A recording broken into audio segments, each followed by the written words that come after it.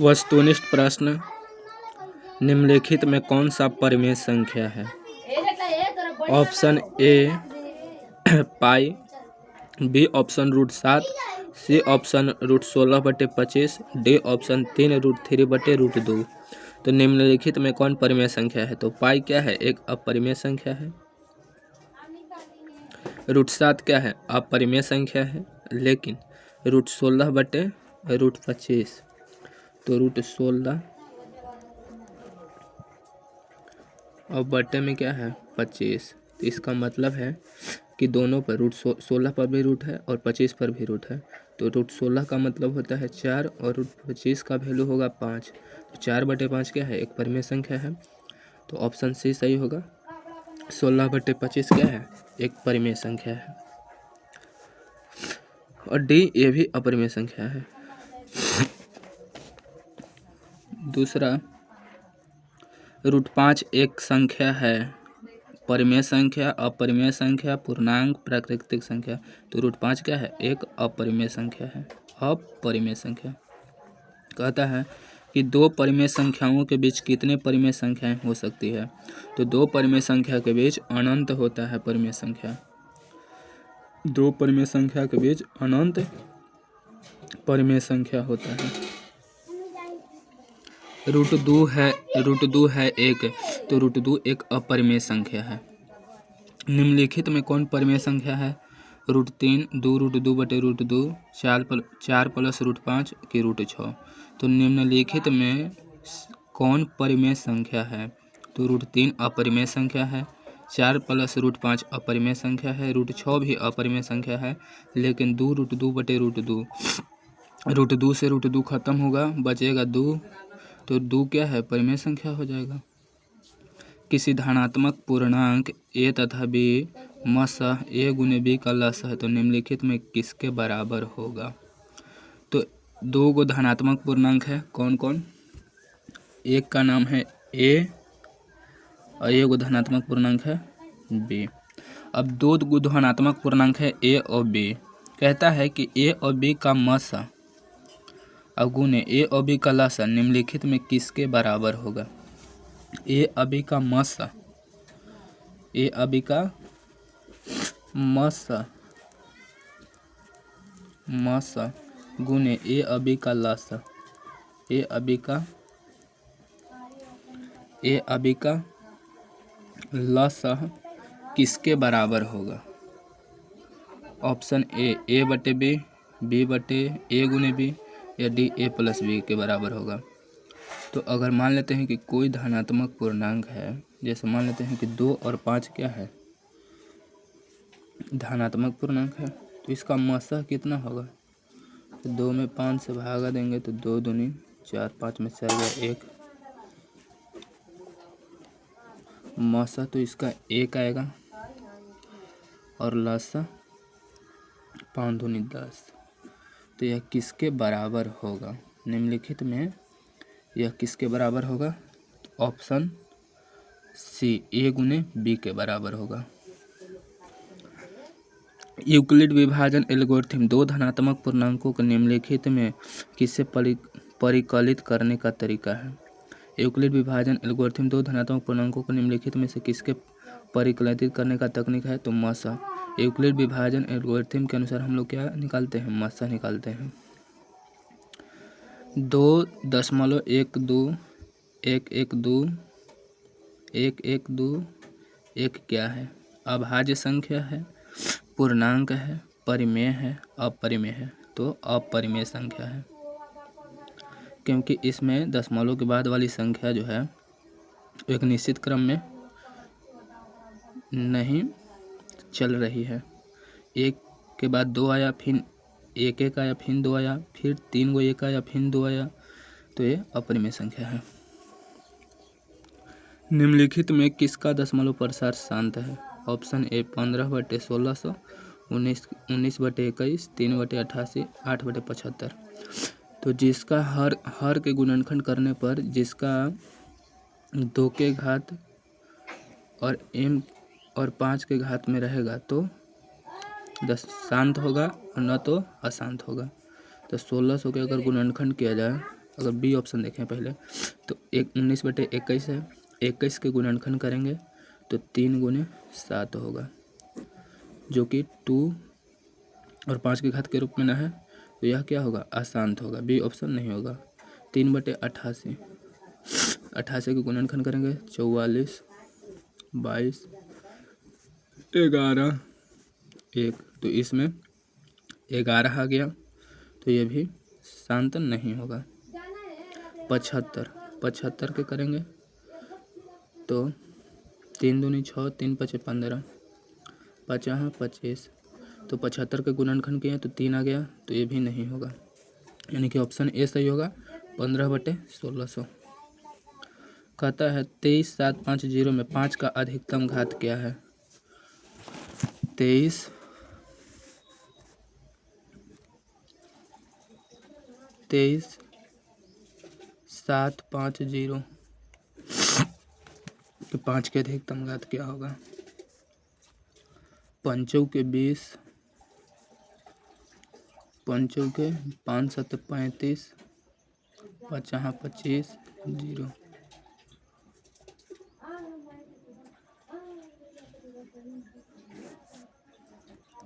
5 9 45, 50 25 0, 5 एकम 5, 5 9 45 0, 5 तिहाई 15, 5 8 40, 2 से 19, 1 बार में, तो 5 की घात का गो है 1 2 3 4 गो है, 5 की घात 4 है, तो कहेगा कि इतना में 5 का अधिकतम घात क्या होगा, तो ऑप्शन सी सही होगा, 4।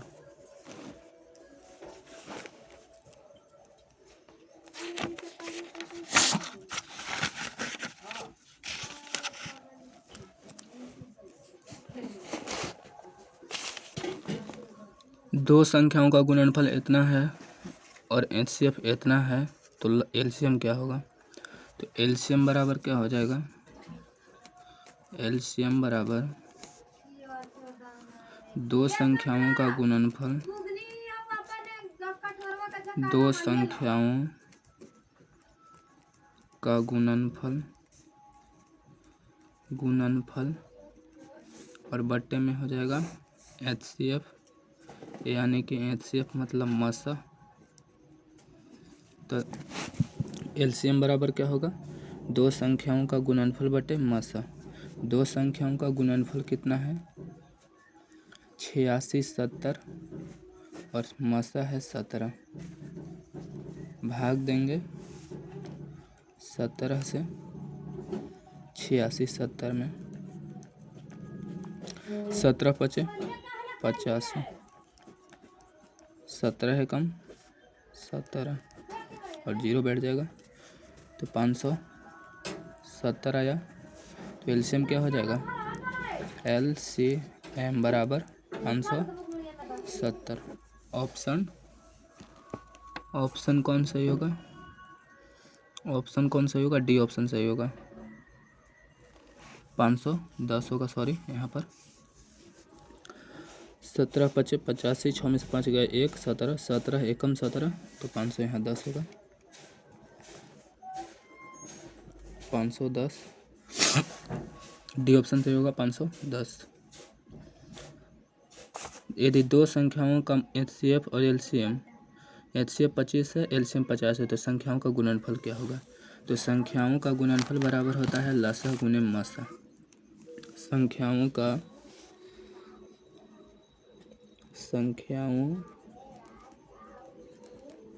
गुणनफल बराबर एलसीएम गुने एचसीएफ। तो एलसीएम दिया हुआ है 50 और एचसीएफ दिया है 25, तो 25 × 5 = 175 0, तो 1750, 25 × 5 = 125 होगा। 25 में 50 और 25 में गुना करेंगे तो 0 50 25, 0 5 दूनी 10, 0 5 2 1, तो कितना आएगा 50 और 25 में गुना करेंगे तो 1250 आएगा। ऑप्शन डी सही होगा। ऑप्शन डी सही 1250। कहता है यदि ए बराबर इतना 2 के घात 2 गुने 3 के घात 2, बी का वैल्यू इतना दिया है, सी का वैल्यू 2 के घात 3 5 के घात 3 गुने 3, एलसीएम ए बी सी इतना है, तो एन बराबर होगा। एन बराबर यहाँ पर क्या होगा? ए दिया है इतना, बी दिया है इतना, सी दिया है इतना।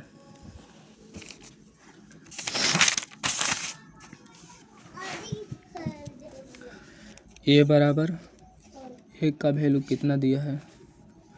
2 के घात 2 गुने 3 के घात 2। बी का वैल्यू दिया है 2 के घात n और गुने 5। सी का वैल्यू दिया है 2 के घात 3 5 के घात 3 और गुने 3। तो एलसीएम ए बी सी बराबर दिया है। एलसीएम बराबर कितना दिया है?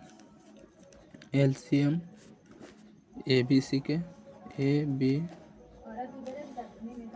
सी के 2 के घात 4 3 के घात 2 और 5 के घात 2 दिया है। एलसीएम ए बी सी का एलसीएम कितना है? इतना है। तो एन बराबर क्या होगा?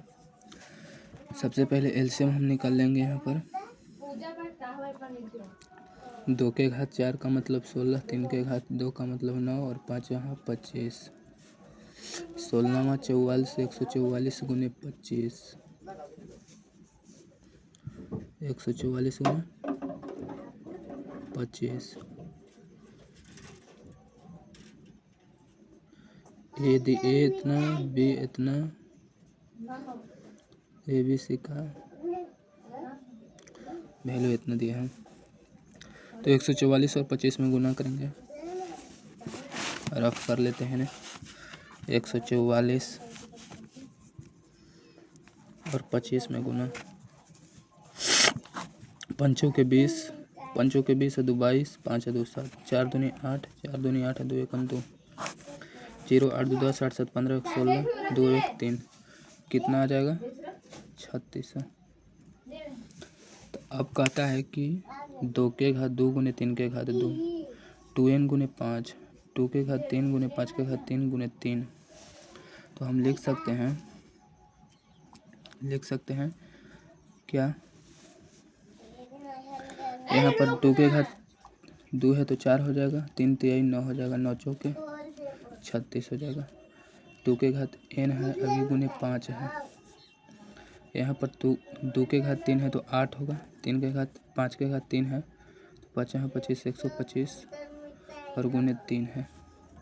125 8 कितना हो जाएगा? 125 8 8 5 40, 8 दूनी 16 4 20। 125 में 8 से गुना करेंगे तो 1000 हो जाएगा और 1000 में 3 से गुना करेंगे तो 3000 हो जाएगा। तो हम लिखेंगे कि 36 गुने 2 के घात n गुने 5 गुने 3000 बराबर 3600।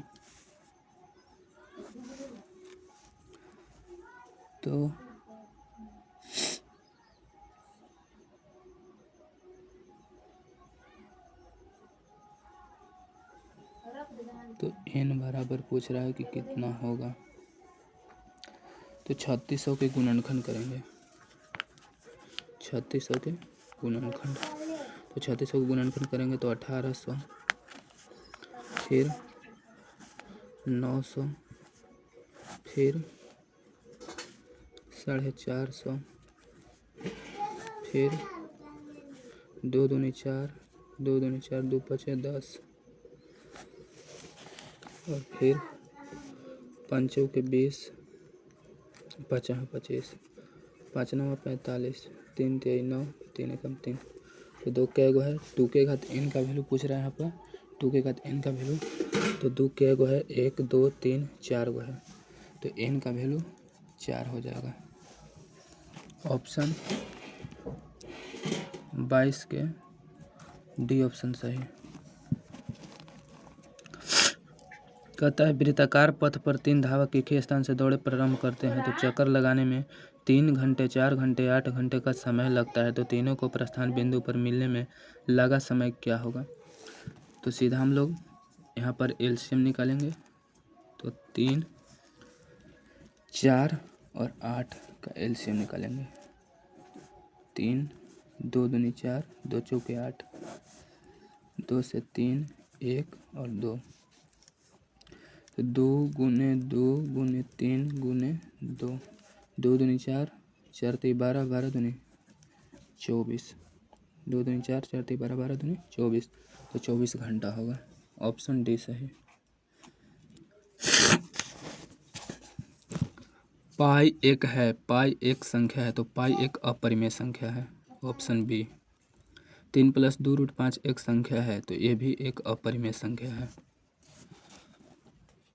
परिमेय संख्या इतना है का दशमलव प्रसार होगा तो ऑप्शन डी सही होगा। इसका दशमलव प्रसार शांत होगा। 17/24 का दशमलव प्रसार क्या होगा। तो 24 के गुणनखंड करेंगे तो 24 के गुणनखंड करेंगे तो 2 6 तो इसका दशमलव प्रसार क्या होगा, अशांत होगा क्योंकि 24 के गुणनखंड करने में 3 आ रहा है तो इसका दशमलव प्रसार क्या होगा जाएगा, अशांत होगा। 17/24 का दशमलव प्रसार होता है तो 17/24 का दशमलव प्रसार शांत नहीं होता है, अशांत आवर्त भी नहीं होता, अपरिमेय संख्या होगा। 11/25 का दशमलव प्रसार होता है तो 50/25 इसका दशमलव प्रसार शांत हो जाएगा। 1.34 की परिमेय रूप होता है तो 1.34 के परिमेय रूप होगा। Option B 134/99। कैसे 1.34 की परिमेय रूप होता है, 1.34 है, 1.3 और 4 है, रैकडिंग नहीं है तो 1 3 4 दशमलव के बाद 2 अंक है तो बटे में 100 हो जाएगा। काटेंगे 50 और 1 कटेगा, 2 6 का 12 2 7 14 67 बटे कितना आ गया 50। ऑप्शन सी सही होगा। कहता है 1440 में 2 का अधिकतम घात है तो 1440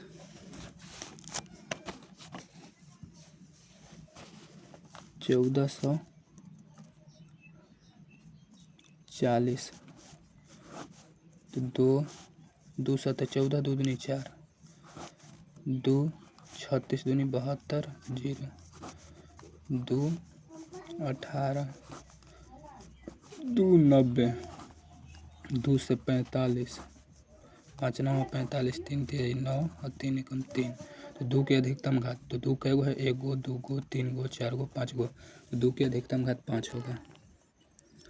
ऑप्शन बी सही होगा। 1440 में 2 का अधिकतम घात 5 होगा।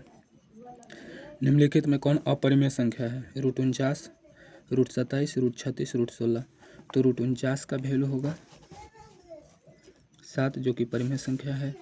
√36 का वैल्यू 6 होगा जो परिमेय संख्या है। √16 का वैल्यू 4 होगा जो परिमेय संख्या है। लेकिन √27 क्या है, एक अपरिमेय संख्या है।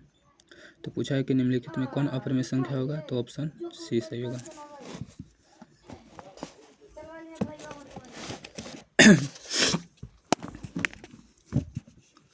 कहता है प्रत्येक शांत दशमलव भिन्न एक संख्या का दशमलव रूप है तो प्रत्येक शांत दशमलव भिन्न एक परिमेय संख्या है। ऑप्शन सी सही।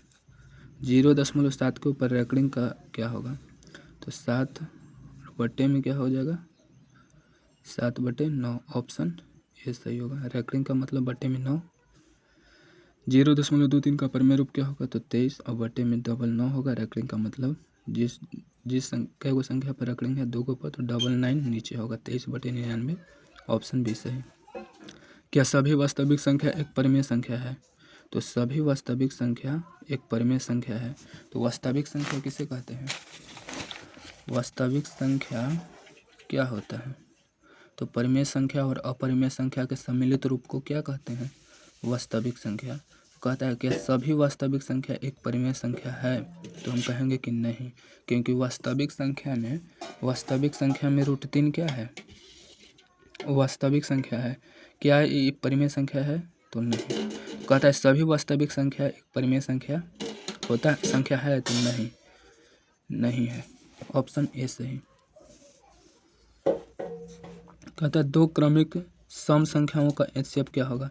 तो जैसे 2, 4 दो क्रमिक सम संख्या है, 2, 4 भी सम संख्या है, और दोनों का अगर मसा निकाला जाए तो क्या हो जाएगा?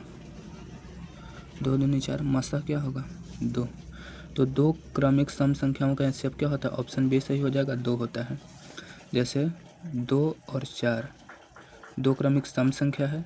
अब 2, 4 में मसा करेंगे तो 2 दूनी 4, मसा कितना आ गया? 2। तो दो क्रमिक सम संख्याओं का मसा कितना होता है? 2। कहता है निम्नलिखित में कौन अभाज्य संख्या है? 8, 9, 11, 15। तो 8 क्या है? अभाज्य संख्या है, तो नहीं। 9 नहीं है अभाज्य संख्या, लेकिन 11 अभाज्य संख्या है। डी 15 अभाज्य संख्या नहीं है। अभाज्य संख्या क्या होता है? वैसी संख्या जो एक और स्वयं के अलावे किसी दूसरी से भाग ना लगे। तो बताइए, 8 में 1 से भाग लगेगा, 8 में 8 से भी भाग लगेगा, लेकिन 8 से 2 में भी भाग लगे, 2 से भी 8 में भाग लगेगा। 9 में 3 से भी भाग लगेगा, 9 से भी भाग लगेगा इसमें, और 1 से भी भाग लगेगा 9 में। तो इसकी विभाज्यता संख्या क्या? इसकी अभाज्य संख्या नहीं है, अभाज्य संख्या नहीं है क्योंकि इसमें एक और स्वयं के अलावा किसी दूसरी संख्या से कट गया। जैसे 3, 11 इसमें सिर्फ 1 और ये अपने आप से कटेगा। ये 1 और स्वयं के अलावे 3 से कटेगा, 5 से भी कटेगा, तो यह अभाज्य संख्या नहीं है। अभाज्य संख्या कौन है? Option C. कहता है निम्नलिखित में कौन संख्या अपरिमेय है? √36/64। तो इसका मतलब हो गया √36 का मतलब 6 और √64 का मतलब 8, जो कि परिमेय संख्या है। 1/81, तो 1 का मतलब 1 और √81 का मतलब 9। 1/9 परिमेय संख्या है। √3/5 क्या है? एक अपरिमेय संख्या है। कहता है यदि भिन्न a/b में b इतना के रूप में हो तो तब संख्या होगा। तब संख्या क्या होगा? तो संख्या होगा a/2 के घात n और 5 के घात m। ऑप्शन बी सही होगा। 58 के b। 64 के वर्गमूल को 64 के घनमूल से भाग देने का प्रमाण क्या होगा? तो 64 के वर्गमूल हो जाएगा 64 के वर्गमूल हो जाएगा 8, 8 64, और 64 के घनमूल हो जाएगा 4। तो भाग देंगे घनमूल से, तो 4 दूनी 8 हो जाएगा। ऑप्शन बी सही होगा, 2 आएगा।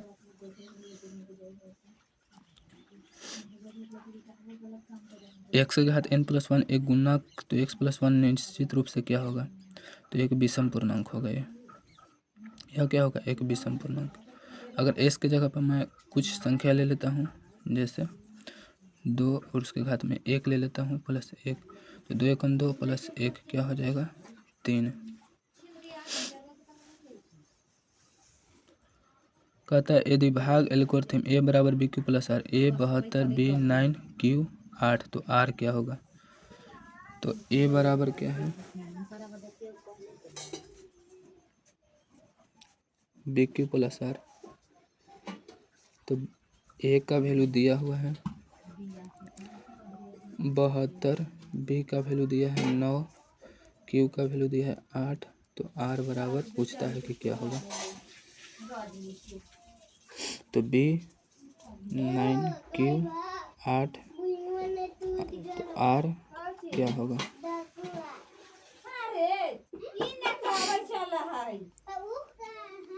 a का वैल्यू कितना दिया है? 72, a 72, b का वैल्यू 9, q का वैल्यू 8, तो r कितना होगा? 0। r कितना होगा? 0। 62 के ऑप्शन नंबर डी। यूक्लिड विभाजन एल्गोरिथम को विधि भी कहते हैं। तो यूक्लिड विभाजन एल्गोरिथम को अंकगणित विधि भी कहते हैं। ऑप्शन बी सही। दो परिमेय संख्याओं का गुणनफल क्या होगा? तो एक परिमेय संख्या और एक अपरिमेय संख्या का अंतर क्या होगा? तो परिमेय संख्या और एक अपरिमेय संख्या का अंतर अपरिमेय संख्या होता है। π/3 क्या है? तो एक अपरिमेय संख्या है। π/3 क्या है? अपरिमेय संख्या।